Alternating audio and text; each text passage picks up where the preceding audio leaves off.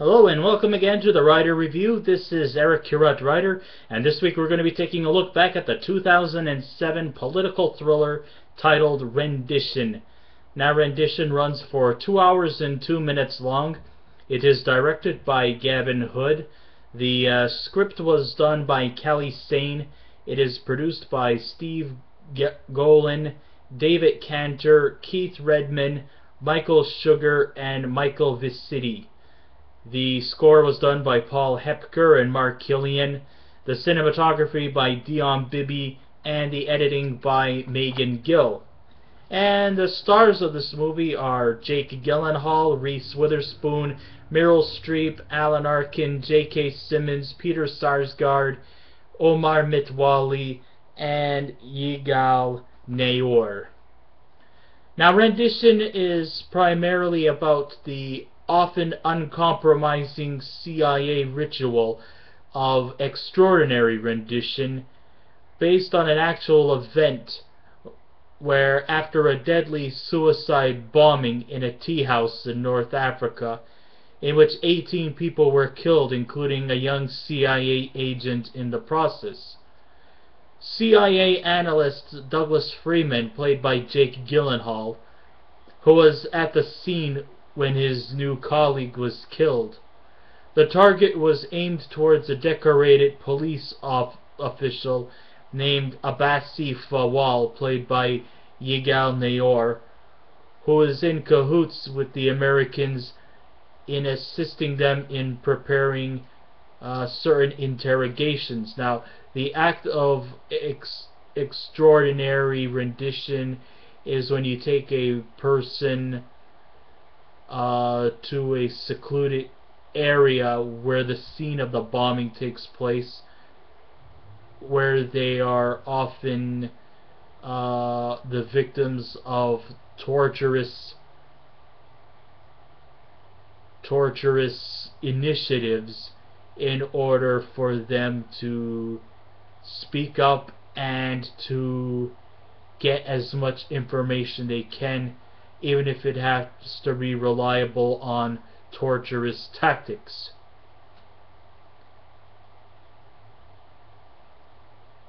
Okay, and these interrogations and other initiatives that may seem like a necessity to the CIA, but to average citizens it feels more like torture.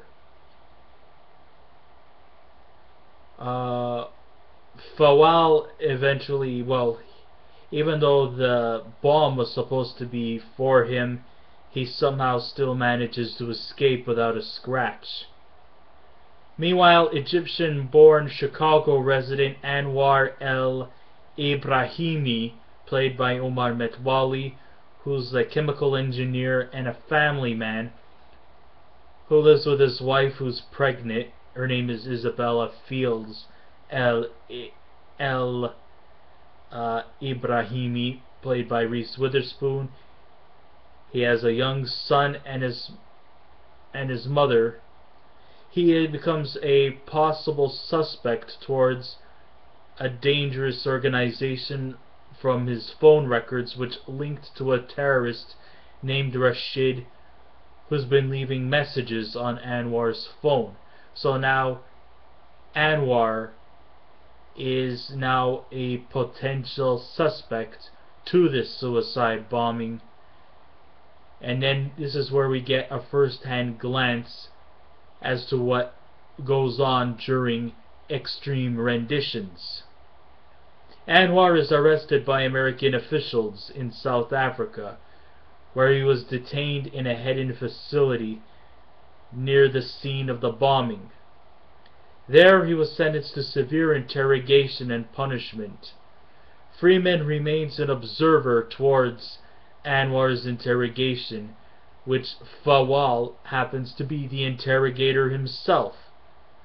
After questioning Anwar, Freeman is reluctant to believe that Anwar had anything to do with the bombing, but his boss, the cold, vapid Corinne Whitman, played by Meryl Streep, wants the procedure to continue as a way to protect thousands from potential terrorist threats. and to get as much she can out of this individual. Concerned about her husband's well-being, Isabella leaves her Chicago home to Washington, D.C. to meet an old friend, Alan Smith, played by Peter Sarsgaard, who's now an aide to Senator Hawkins, played by Alan Arkin, and pleads him into getting more information about her abducted husband. With lots of complex twists and revelations coming along the way in this film that can be at times quite difficult to swallow, we progressively get deeper into coming to the conclusion if Anwar really had anything to do with the North African bombing, or if it was just an unfortunate case of mistaken identity. Eventually, Freeman's reality check comes into full effect, and soon begins to believe that Anwar truly knows nothing about the suicide bombings, and along with Anwar, he makes him escape through some clandestine. However, there's also another subplot that involves Fawwal's daughter, who is going steady with an extremist boyfriend who has an eye-for-an-eye plot of revenge against his brother, who was the victim of interrogation which led to his death by the cunning Fawwal. What did I think about this movie? I thought it was a purely enjoyable movie to watch.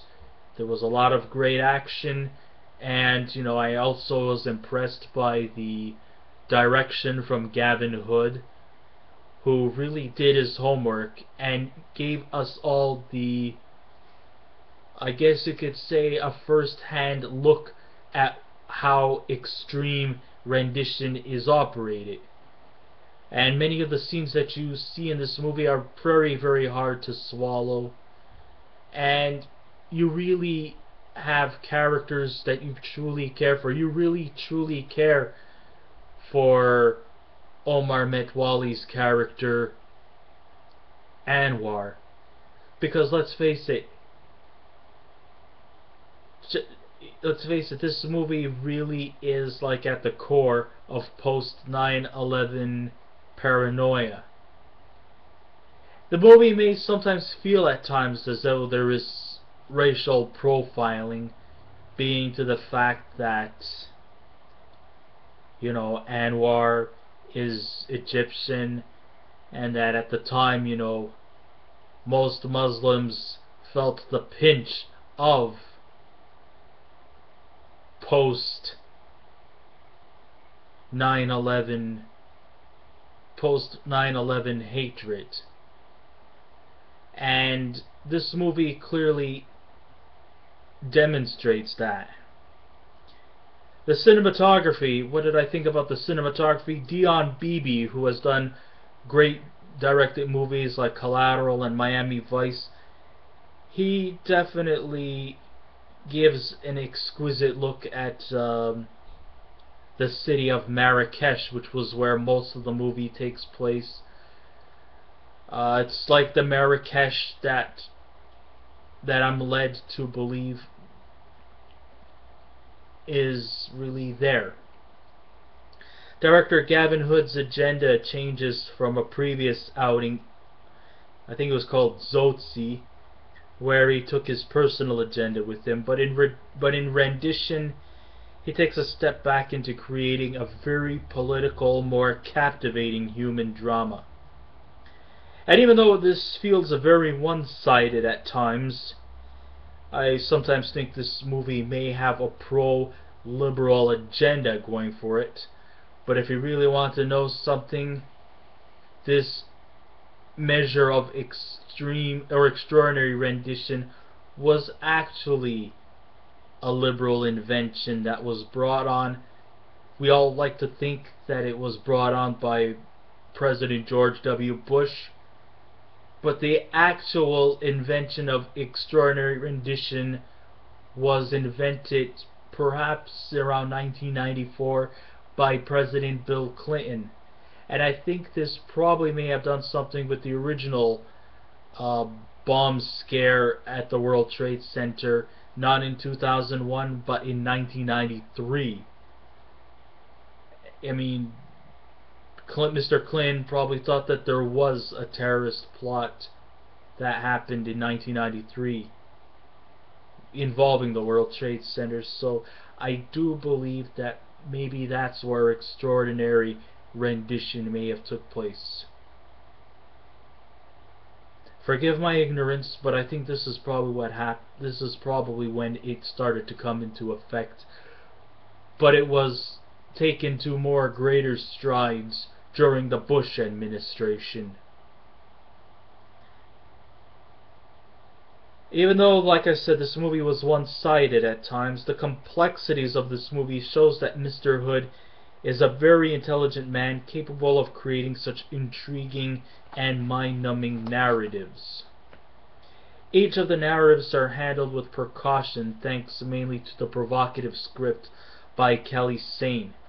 And even though Sane's script is rock solid, I did find that the main weakness is that it lacks in an emotional charge within the characters, and it felt like it could have been done. It just felt that the characters, with their little emotional depth, had very little to work with. The performances vary from mediocre to just pure devotion, but the best of the bunch definitely comes from Yigal Naor, who has to choose at times from traditional government doing what needs to be done right, or if he's just doing this to protect himself. So, you know, he's kind of like probably a person who doesn't want to do this rendition but feels like he has no choice. And we sometimes try to determine whether we sympathize for this guy, because let's face it, this suicide bomb was definitely for him. But also at the same time, he's doing cruel and rather barbaric punishment towards a guy who may or may not be behind this suicide bombing. We may not entirely approve of his ways, but we do understand what Yigal Naor is going through. We do know that his life is in danger because of somebody who wants to get even with him with an eye for an eye ideology in mind. But at the same time, he is also cruelly punishing somebody for something they may not have had anything to do with to begin with. The title of the movie was definitely derived from the word extraordinary rendition, which was a term used frequently during the Clinton administration when the government abducts possible terrorists or conspirators to terrorist plots and to screw around with their civil liberties. But what contrasts this movie from its closest rival, Stephen Gaffin's Syriana, is that neither the Liberal or the Conservative cabinets garner any innocence behind their motives of how they ran the oil industry. But in Gavin Hood's rendition, it may have had a biased perspective that the only good characters or the good people watching this movie are those who oppose torture and other means of persecution. It even goes so far as if anyone who reads about the torture and the persecution of supposed innocent suspects are surely to be the martyrs, the ones who make this world a better place. And to me, I definitely do think that that weakness in mind is a working of pure fantasy. Just because you oppose torture and persecution does not mean that you're a martyr of any sorts. But also at the same time, I have no objections. In fact, I'm one who opposes torture and persecution. And I think that, torture and persecution is not the solution to get a person to answer. It should be handled in a more civilized way. Now, I can't control what the American government or what the higher-ups have in plan when it comes to convicting possible terrorists or conspirators. I mean, sure, okay, I don't think you should, sit them down to a table for some milk and cookies, but at the same time, I don't think, torturous tactics are the ways to get your message across, or what your intentions are to get a person to answer to you. But that's just only my thing. How a person deals with situations like this, it's totally up to them.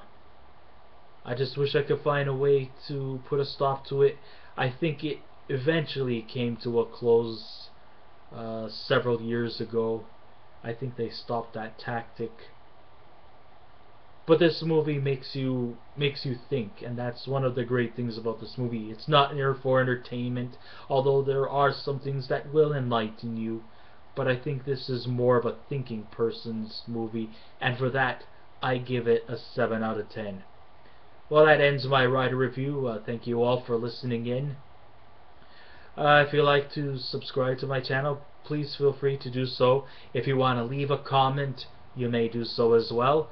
Just remember, be kind, be courteous, don't be rude, and I will be back again with another movie review. So until next time, this is Eric Writer saying, keep watching those movies, and I'll see you around. Goodbye.